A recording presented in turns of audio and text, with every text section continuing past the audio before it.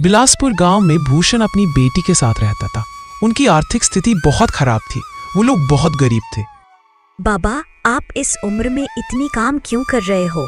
ऐसे तो आपका तबीयत खराब हो जाएगा। हाँ बेटा, उम्र तो हो गई है, लेकिन अब क्या करें? तुम भी तो बड़ी हो गई हो। अब तुम्हारा शादी करवाना है, उसके लिए भी तो बहुत पैसा लगेगा। बाबा, लेकिन भैया भी तो राजा के वहाँ राजकोष में काम करता है, तो भैया पैसों का जुगाड़ कर लेंगे। आप इतना चिंता मत कीजिए। बेटी, तू चिंता मत कर, मुझे कुछ नहीं होगा। ऐसा कहकर भूषण काम करने के लिए खेत की ओर चला जाता है। ऐसे ही कुछ दिन बीत जाते हैं और एक दिन भूषण के घर एक आदमी आता है। अरे भूषण काका, घर पर हो क्या? जल्दी बाहर आओ। भूषण जल्दी से घर के बाहर आता है। अरे भूषण काका, खबर आई है कि राजा के राजकोष में आग लग गई है और वहां जो भी लोग काम करते थे उनमें से कोई भी जिंदा नहीं बचा है।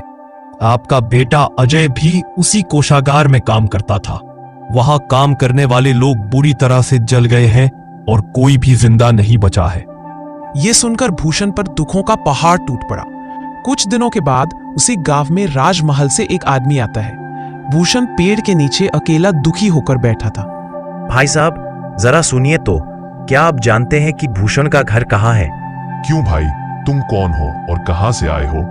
तुम तो इस गांव के नहीं लगते हो। शायद आपको पता होगा कि भूषण के बेटे की राजकोष में आग लगने की वजह से मौत हो गई थी, तो इसीलिए राजा की तरफ से उनके परिवार के लिए कुछ पैसे भेजे गए हैं मुआवजे के तौर पर। अरे भाई, वो अभागा पिता मैं ही हूँ। मेरा नाम ही है भूषण।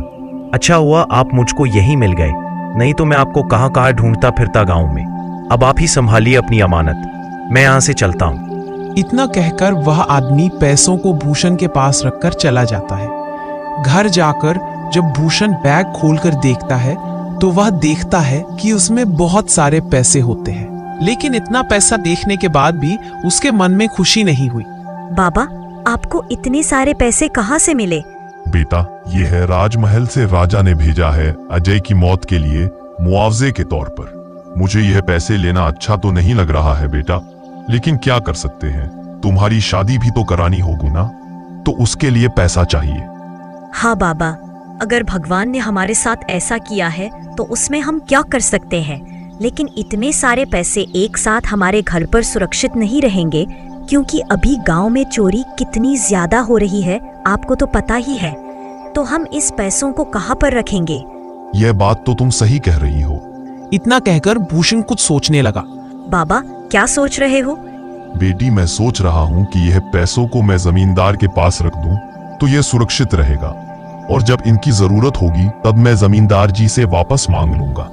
ठीक है बाबा, जैसे आप ठीक समझें। भूषण सारे पैसों को लेकर गांव के जमींदार के पास चला जाता है।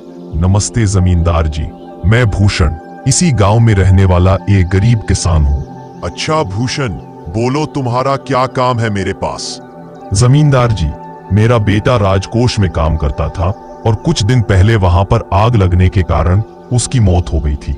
इसी वजह से राजा ने मुझे कुछ पैसे दिए हैं उसकी मौत के मुआवजे के तौर पर, जिसे मैं अपनी बेटी के शादी में व्यय करूंगा। लेकिन मुझे यह पैसे अपने घर पर रखने में चोरी का डर लग रहा है। अच्छा, कितने रुपए मिले हैं तुम्हें?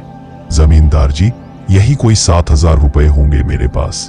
वाह, ये तो बड़ी रकम है। जमींदार जी, मैंने आपके ईमानदारी के बारे में कुछ लोगों से सुना है, इसलिए मैं अपने पैसे आपके पास कुछ दिनों के लिए रखने आया हूँ। तुमने बिल्कुल सही सुना है, तुम्हारा पैसा मेरे पास बिल्कुल सुरक्षित रहेगा। तुम अब चिंता ही छोड़ दो, मैं सब देख लूंगा। भूषण अपनी पैसों की बैग जमींदार को दे देता है। यह पूरे 7,000 रुपए है, आप गिनकर देख लीजिए। गिनने की कोई जरूरत नहीं है भूषण, मुझे तुझ पर भरोसा है। जमींदार जी, आपका बहुत बहुत धन्यवाद। अब मुझे चोरों का कोई डर नहीं है, क्योंकि मेरे पैसे आपके पास सुरक्षित हैं। भूषण अपने पैसे जमींदार को देकर अपना घर चला जाता है और इधर जमींदार मन ही मन सोचता है, अरे हाँ बेवकूफ भूषण, तेरे पैसे मेरे हाथों में ही अच्छे लगते हैं। देखते ही देखते 2 साल बीत जाते हैं और आस के गांव के एक लड़के के साथ रूपा का विवाह तय हो जाता है। एक दिन भूषण अपनी बेटी रूपा से कहता है, बेटी, तुम ध्यान से रहना, मैं जरा जमींदार के घर जा रहा हूँ। क्यों बाबा, आप अचानक जमींदार के पास क्यों जा रहे हो? अरे बेटी, तू भूल गई क्या?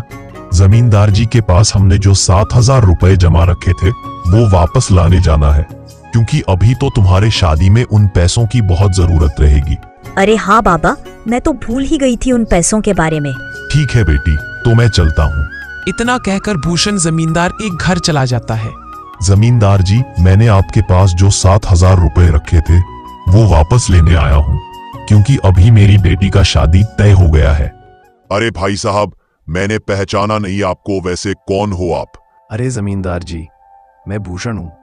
2 साल पहले मैंने आपको 7,000 रुपए संभालने के लिए दिए थे, याद आया कुछ? अरे भाई साहब, मेरे पास कितने सारे लोग आते जाते रहते हैं पैसे रखने के लिए, और सभी के साथ मेरा अच्छा व्यवहार होता है। वैसे आपके पास कोई कागज है क्या? क्योंकि मैं हर व्यक्ति से व्यवहार कागज पर ही रखता हूँ। किसने कितने पैसे दिए, किसका कितना पैसा रखा है, सबका हिसाब कागज पर ही रहता है। अब मुंह की बात पर कैसे भरोसा कर सकता हूँ? जमींदार जी, ये क्या बात कर रहे हैं? आपकी ईमानदारी देखकर ही मैंने आपको पैसे दिए थे रखने के लिए, और अब आप ऐसी बातें कर रहे हैं। कृपया करके मेरे पैसे मुझे वापस दे दीजिए। हाँ भूषण, मैं ईमानदारी से ही काम करता हूँ, इसीलिए तो मैं तुमसे कागजात मांग रहा हूँ। क्या तुम्हें पता नहीं, जब तुम किसी से पैसे का व्यवहार करते हो तो तुम्हें उसका कागज प्रमाण स्वरूप अपने पास रखना पड़ता है। तुम किसी से भी पूछ सकते हो। नहीं जमींदार जी, मैं आपके पैर पड़ता हूँ, कृपया करके मेरे पैसे मुझे वापस दे दीजिए, नहीं तो मेरी बेटी का शादी टूट जाएगा। मेरे बेटे की जान के बदले में मुझे वो पैसे मिले हैं। मेरे साथ ऐसा अन्याय न करें। अरे क्या ये झूठ मूठ का रोना धोना लगा रखा है? लगता है तुम ढोंगी हो और मेरी ईमानदारी और भोलापन का फायदा उठाकर मुझसे ये पैसे हड़पने आए हो। अभी तुम्हें मजा चखाता हूँ। अरे ओ बिरजू, इसे धक्का मार के घर से बाहर निकाल। ऐसा कहकर जमींदार भूषण को अपने घर से बाहर निकाल देता है। भूषण उदास होकर अपने घर चला जाता है। भूषण को ऐसा दुखी देखकर रूपा चौंक जाती है और उससे पूछती है, बाबा, आप इतनी परेशान क्यों लग रहे हो और पैसा कहाँ है? जमींदार ने हमें धोखा दिया है बेटी, वो अब पैसा देने से मुकर रहा है। अब मुझे समझ में नहीं आ रहा है कि मैं क्या करूं। जमींदार ने जो किया वह सब भूषण रूपा को बताने लगता है। बाबा, आप चिंता मत कीजिए, हम जमींदार का ये अन्याय नहीं सहेंगे। हम महाराज के पास उसकी शिकायत करेंगे।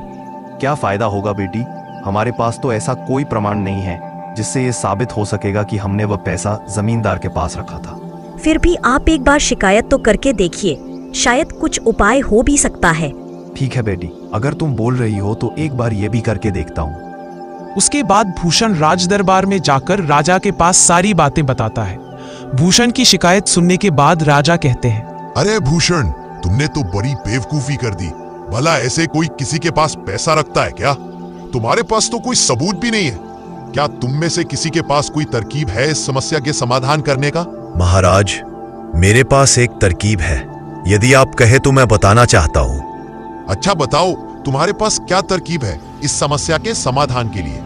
उसके बाद सेनापति महाराज को अपनी बुद्धि के बारे में सब कुछ बताता है। सेनापति, तुम्हारा तरीका मुझे अच्छा लगा, कल ऐसा ही करके देखते हैं। अगले दिन एक आदमी एक पैसों से भरा बैग लेकर जमींदार के घर जाता है। नमस्ते जमींदार जी, मैं दूसरे राज्य से आया हूँ और मैं एक व्यापारी हूँ, और मैं अपने साथ 1 लाख रुपए लेकर आया हूँ व्यापार करने के लिए।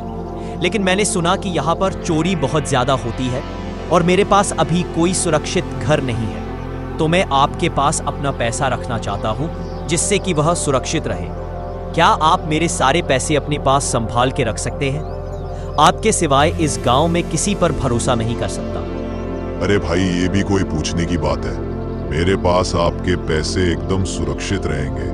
आप निश्चिंत होकर व्यापार करने जा सकते हैं। तभी वहां पर भूषण आ जाता है।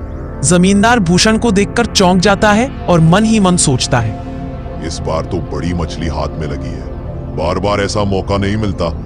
भारी माल हाथ में लगने वाला है। लेकिन ये भूषण अभी क्यों आ गया? अगर इसने कुछ बोल दिया तो इस व्यापारी का मेरे ऊपर भरोसा नहीं रहेगा और वो अपना पैसा मेरे पास नहीं रखेगा। फिर जमींदार हड़बड़ाकर बोलने लगा, अरे भूषण, अच्छा हुआ तुम आ गए। मैं तो तुम्हारे पास ही आने वाला था। मुझे माफ करना, उस दिन तुम्हें पहचान नहीं पाया, इतने सारे लोग मेरे पास आते हैं तो जरा परेशानी होती है, पर मुझे अब सब कुछ याद आ गया। तुम जरा रुको, मैं तुम्हारे पैसे अभी देता हूँ। जमींदार सारे पैसे भूषण को लौटा देता है। महाराज और सेनापति दरवाजे के पास छुपे हुए थे और वो ये सारी बातें सुन रहे थे, और अब वो दोनों घर के अंदर आ जाते हैं। जमींदार महाराज को देखकर चौंक जाता है। महाराज, आप ऐसे अचानक मेरे घर पर, क्या बात है? हाँ जमींदार, मैं इस गरीब को न्याय दिलाने के लिए आया हूँ। इसने तेरे खिलाफ शिकायत की थी, लेकिन इसके पास कोई सबूत नहीं था, इसीलिए हमने ये नाटक किया। और ये कोई व्यापारी नहीं है, ये तो मेरे ही भेजे गए आदमी है। सेनापति, बंदी बना लो इस लालची जमींदार को और डाल दो कारागार में। भूषण को अपने पैसे वापस मिल गए, जिससे उसने खुशी खुशी अपनी बेटी की शादी करवाई। और दोस्तों, अगर आप लोगों को ये कहानी अच्छी लगी तो प्लीज वीडियो को एक लाइक और चैनल को सब्सक्राइब कर दीजिए, ताकि हम ऐसे ही और अच्छे अच्छे कहानियां लेकर आ सके।